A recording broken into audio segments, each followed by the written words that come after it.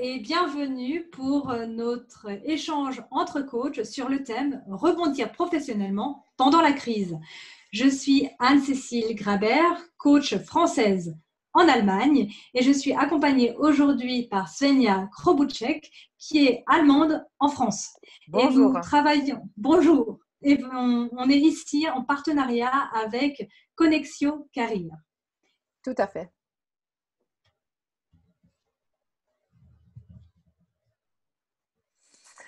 Donc bonjour, Svenja Krobuček, je suis, comme Anne-Cécile disait, coach allemande basée à Paris, en France. Et nous allons donc parler de ce sujet, rebondir professionnellement pendant la crise. On vous propose aujourd'hui un nouvel échange et une analyse en mode coaching, c'est-à-dire qu'on se branche sur le positif, sur ce qui est à faire quand on veut retrouver un emploi ou quand on est dans une situation incertaine professionnellement pendant cette crise. Accepter les bénéfices de cette crise ou d'une crise en général. Pour nous, une clé essentielle, c'est la mise en action. On en parlera un peu plus tard pendant la conférence, pendant la présentation. Et une autre clé ou une autre solution peut être le focus sur le corps, l'esprit et le cœur, c'est-à-dire ce fameux triangle dont vous êtes peut-être déjà au courant. Le mental, le cœur, les émotions, donc les pensées, les émotions et le mouvement, le corps. Donc, je vous souhaite une belle aventure avec nous et nous avons hâte d'enregistrer, de vous partager notre avis, nos expériences et notre expertise.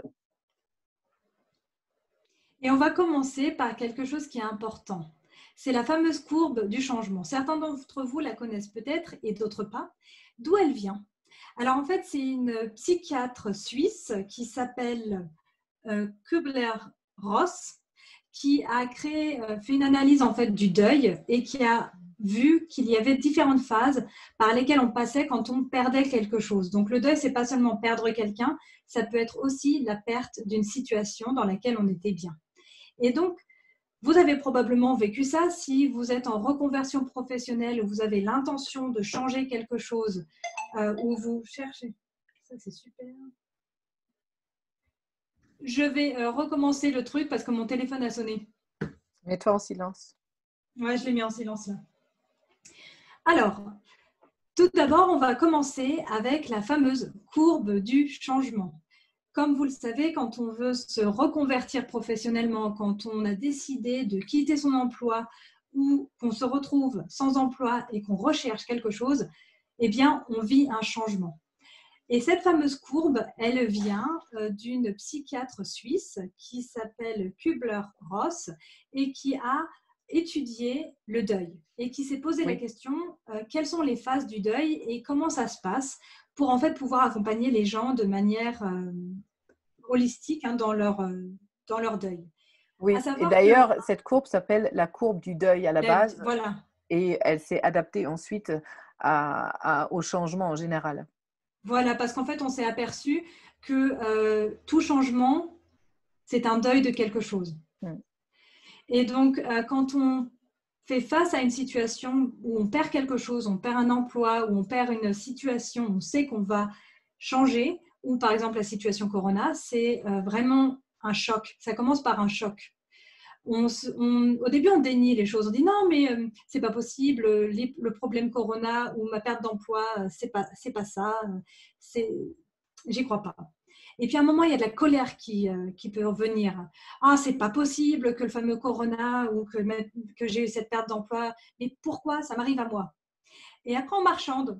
Après, on essaie de se dire bon, alors, je préférais que ce soit autrement. Et en fait, s'il n'y avait pas de coronavirus, et si on faisait comme s'il n'y avait pas aussi, j'avais pas perdu mon travail. Et puis à un moment, on réalise qu'en fait, on a vraiment perdu quelque chose. Et là, on se sent triste. Et cette tristesse, elle va s'exprimer selon la personne d'une manière différente. Et on se dit à ce moment-là, en fait, je ne vais jamais m'en sortir. C'est foutu. Enfin, j'ai perdu mon emploi ou je ne vais pas pouvoir faire ma reconversion ou je ne vais jamais me sortir de cette situation avec le corona. Ça va foutre ma vie en l'air. Et on est vraiment très mal. Et en fait, au fur et à mesure, on commence à expérimenter. On se dit, en fait, j'aimerais bien quand même m'en sortir. Hein. J'aimerais que quelque chose se passe. Et comment je fais? Et donc, on commence à se dire, bon, je vais essayer des trucs. On prend des décisions et on commence à faire des petits pas. Et à un moment, une fois qu'on a fait des petits pas, on se dit, en fait, je l'ai fait. Donc, je vais continuer. Et on se retrouve à intégrer cette nouvelle réalité. Et en fait, quel que soit le moment où vous êtes dans cette courbe du changement, c'est important d'accueillir vos émotions. Surtout au moment où vous faites la tombée dans l'abîme et quand vous êtes tout en bas. Accueillez vos émotions. Demandez-vous, est-ce que je n'ai pas besoin d'un break? Est-ce que je ne peux pas prendre une pause, m'autoriser de passer une demi-journée à prendre soin de moi? Si vous êtes en colère, laissez cette fameuse colère sortir. Si ça veut dire prendre un coussin et le tabasser pendant 5 minutes, allez-y, ça vous fera du bien. Et faites-le seul, si ça vous rassure de ne pas être vu, et pleurez. Pleurer, c'est l'une des plus belles choses qui puissent nous arriver quand on est triste. Alors, laissez ces émotions sortir, ça vous permettra de remonter la courbe plus vite. Et donc ça, c'était la fameuse courbe du changement. Tout à fait.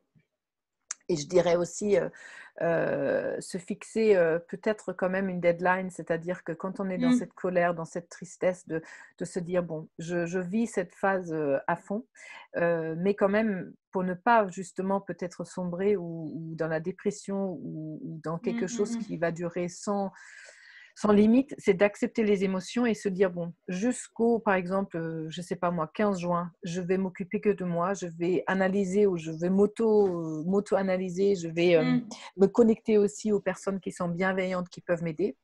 Et ensuite, je vais essayer de sortir de ça. Et avec cette prise de conscience de cette courbe, je dirais que c'est beaucoup plus facile aussi. Même si, par exemple, même si le deuil ou le changement est quelque chose qui peut être terrifiant, mais au moins, on comprend, notre cerveau peut comprendre, c'est quelque chose de normal qui m'arrive. Et c'est ça qui est aussi, je dirais, qui peut apporter, qui est la première solution finalement au problème. Oui, et c'est vraiment d'accepter la situation et de savoir que tout le monde passe par là, que vous n'êtes pas tout seul.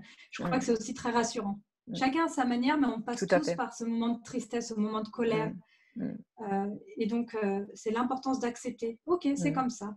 C'est ça. Bon, on avance. Et puis ensuite, qu'est-ce qu'on fait? On passe au slide suivant et à la mise en action. C'est-à-dire que la meilleure façon pour sortir justement, comme on disait, d'une colère, d'une tristesse ou de cette période qui est difficile à traverser, c'est de se mettre en action. Et donc, on a préparé une sorte de checklist pour que vous puissiez vous poser les bonnes questions. Parce que comme vous savez, on est coach, donc on va vous demander qui peut vous aider? Qui sont les personnes, je disais, bienveillantes, des amis, de la famille? Peut-être qu'il y a 5 personnes que vous pouvez compter sur votre main où vous dites, ces personnes-là, ils me comprennent, elles me comprennent, elles font partie de mon réseau qui est vraiment un réseau intime, entre guillemets, personnel, ce sont des personnes qui veulent vous voir successful, qui veulent vous voir en haut de la montagne, heureux, etc. Donc, connectez-vous. Vous pouvez même vous prendre un petit cahier et vous dire, bon, ça, ce sont les personnes qui peuvent m'aider. Elles sont là pour me pousser, pour m'accompagner. Il y a des bilans de compétences qu'on peut faire parce que quand on est un peu perdu, quand on veut changer de job ou de poste ou d'entreprise, on est en reconversion, on se dit, bon, où est-ce que j'en suis? Quelles sont mes compétences? Qu'est-ce que je sais faire? Voilà, qu'est-ce que je sais faire? Où est-ce que je suis forte ou fort? Et qu'est-ce que j'ai appris? Regardez en arrière sur votre vie professionnelle et sur votre vie professionnelle et même personnelle, je dirais. Et même extra, voilà, ouais. En termes de vie associative, hobbies et au niveau travail, bien sûr. Faire un point sur son profil LinkedIn et son CV, se dire, bon, qui peut m'aider pour faire ça? Aujourd'hui, il y a les CV ils ne se se construisent plus comme avant. Donc, travailler peut-être avec quelqu'un qui peut vous aider pour mettre ça en page, en forme et mettre son profil LinkedIn à jour du début jusqu'à la fin, de l'introduction jusqu'au dernier petit détail sur vos compétences, sur vos expériences professionnelles, sur vos diplômes, etc., etc. Et ça peut être un travail aussi qui aide finalement de se dire oh, j'ai réalisé tout ça dans ma vie, j'ai fait ça, j'ai réalisé toutes ces choses-là pendant ma carrière.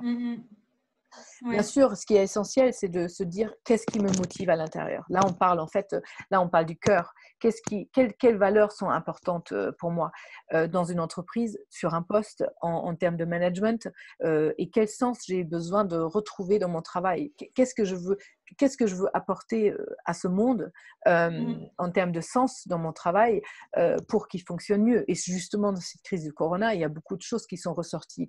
Dans quel monde vivons-nous? Dans quelle société nous vivons? Et donc, c'est peut-être justement là, c'est le moment idéal pour se poser ces bonnes questions.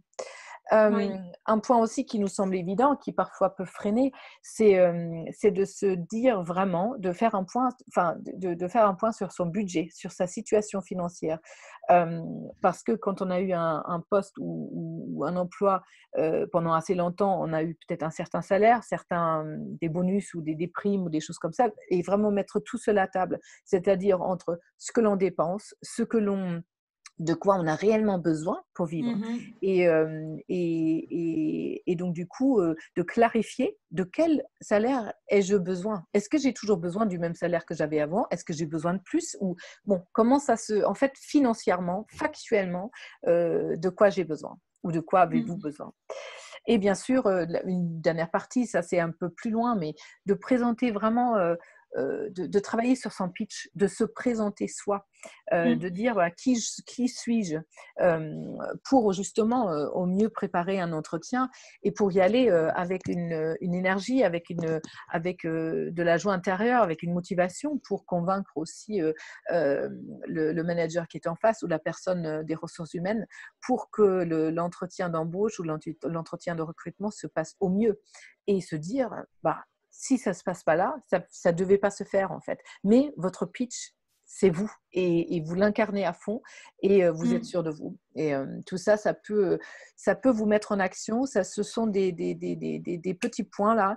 Ce sont des accroches sur lesquelles vous pouvez travailler et qui peuvent vous sortir qui peuvent sortir la tête de l'eau, je dirais. Oui, et qui permettent aussi de se prouver à soi-même qu'on est capable de faire quelque chose.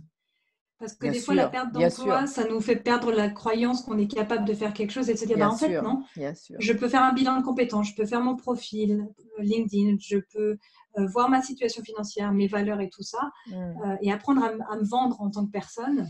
Et ça rassure. Oui. Au moins, j'ai fait quelque chose aujourd'hui. Oui, tout à fait. Et donc, une question pour vous. Quel prix êtes-vous prêt à payer ou prête à payer pour décrocher le poste de vos rêves? Et quand on parle de prix, ce n'est pas seulement de l'argent qu'on parle. C'est aussi le temps que vous êtes prêt à investir pour cette recherche d'emploi ou cette recherche de nouvelles horizons. C'est aussi quelle énergie vous êtes prêt à investir, qu'est-ce que vous êtes prêt à donner de vous pour pouvoir avancer. Et donc, bien sûr, il y a l'idée de prendre un certain temps pour faire toutes les démarches qu'on vous a indiquées juste avant.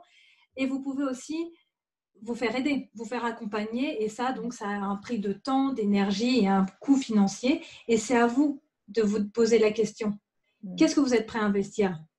Qu'est-ce que vous êtes prêt à donner pour pouvoir avancer? Est-ce que vous êtes prêt à dire non à votre entourage, à vos amis quand ils vous disent oui, voilà, tu travailles pas, tiens, on va faire des fêtes, on va faire des soirées, on va faire des choses, etc. Et vous, en fait, je dirais aussi, de vous mettre un certain planning, de vous concentrer sur votre objectif. Et dans le coaching, on parle d'objectif, de clarifier votre objectif à la base, aussi dans le temps, donc d'une façon smart, et de dire, bon, à quoi je dois renoncer pour y arriver à cet objectif et quel coût est-ce que je suis prêt ou prête à payer pour justement arriver à mon objectif et décrocher le poste de mes rêves. Oui, et ça, c'est vraiment, je pense, l'importance de se donner un cadre, de Oui, structurer son approche, bien mais sûr. aussi, surtout, de se donner des moments de pause. Parce qu'on peut se retrouver aussi à nouveau à faire le petit rat dans sa roue et à tourner en Mm, rond et à plus pouvoir, à plus avoir d'énergie au bout d'un moment. Donc, c'est vraiment trouver la balance entre mm. faire des choses et se reposer. Oui, et là on revient aussi au triangle tête, cœur et corps, et Mhm. de dire combien de temps de votre temps vous vous occupez de votre recherche d'emploi, où vous êtes dans le mental, combien de temps vous êtes dans le cœur, et là on parle de ce qui est motivation, valeur, etc. Et combien de temps vous êtes dans le corps, c'est-à-dire aussi vous alimenter sainement, faire du sport ou faire du yoga ou Mhm. faire une petite marche pour s'aérer la tête. Et tout ça, ça va faire que si vous choyez chaque partie, ça va aussi vous aider pour rebondir plus facilement et plus rapidement dans votre recherche d'emploi ou rebondir professionnellement. Et voilà, je dirais que si vous voulez avancer avec nous, si vous vous dites, bon, c'est quand même un grand chantier où j'ai beaucoup de choses à faire et ça vaut peut-être le coup pour faire les choses justement plus rapidement de me faire accompagner. Le coaching, c'est ça aussi, c'est-à-dire que ça permet de faire les choses plus rapidement. Le questionnement et le travail avec un coach donc, peut vous permettre de mettre les choses à plat et de voir Mhm. plus clair plus vite. Donc, comme on disait, moi je suis basée à Paris, donc je suis allemande et notre société, ma société, c'est Coach Connect. Et Anne-Cécile, elle est basée à Stuttgart. Et, elle a créé son entreprise ACG. Et donc, nous serions ravis de vous accompagner et de vous aider et de travailler avec vous. Donc, vous pouvez nous contacter via nos sites web, via nos emails. Donc, on serait ravis de vous accompagner. Et on vous remercie Oui. pour votre écoute et votre intérêt pour Mhm. ce sujet. Tout à fait. Ben, merci beaucoup et à Merci. très bientôt. À très bientôt. Au revoir. Au revoir. Et maintenant, le mystère, c'est comment on arrête. Tout à fait. Parce que là, je ne vois plus la même. Ah, là, arrêtez l'enregistrement.